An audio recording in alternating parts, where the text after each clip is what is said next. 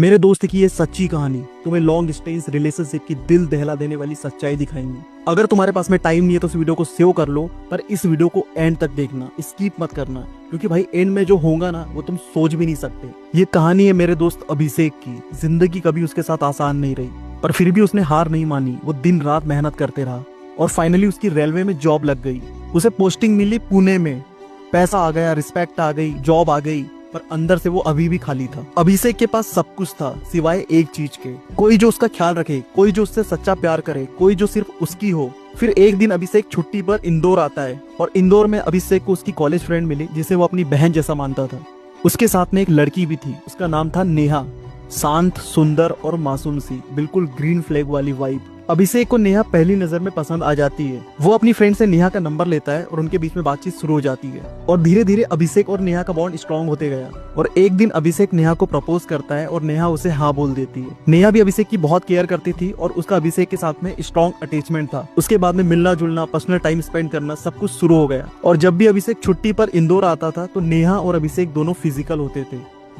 फिर एक दिन आता है कहानी में ट्विस्ट। जब अभिषेक पुणे में था तो उसे नेहा का फोन आता है और नेहा बोलती है, मैं प्रेग्नेंट हो गई हूँ। अभिषेक की सांसें रुक गई, दिमाग ब्लैंक हो गया और दिल जोर जोर से धड़कने लगा, क्योंकि भाई अभिषेक को एक बात क्रिस्टल क्लियर याद थी। जब लास्ट टाइम अभिषेक नेहा से मिला था तो उसने प्रोटेक्शन यूज किया था, और अगर ये सच है तो ये बच्चा आया कहाँ से।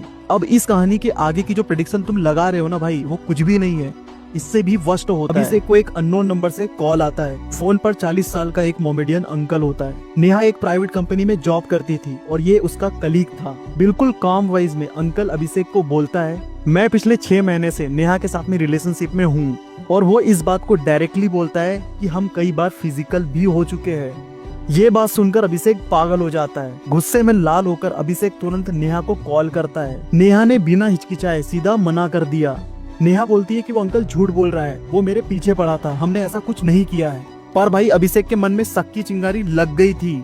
अभिषेक छुट्टी लेकर इंदौर आता है और नेहा के सामने खड़ा होता है। अभिषेक की आंखों में गुस्सा, दर्द और कंफ्यूजन था। अभिषेक और नेहा के बीच में सीरियस बात होने के बाद में नेहा टूट जाती है और रोते हुए बोलती है, तुम दूर थे और मैं उस अंकल से बात करते रही, और कब हम दोनों फिजिकल हो गए मुझे पता भी नहीं चला। और भाई रुको, पिक्चर अभी बाकी है। और भाई फिर नेहा ने जो अभिषेक को बोला है ना, उसने अभिषेक को जिंदा लाश बना दिया। जो वो बच्चा था वो अभिषेक का नहीं था, वो उसी अंकल का था। अभिषेक इस बात को सुनने के बाद में तुरंत नेहा के साथ में ब्रेकअप कर लेता है।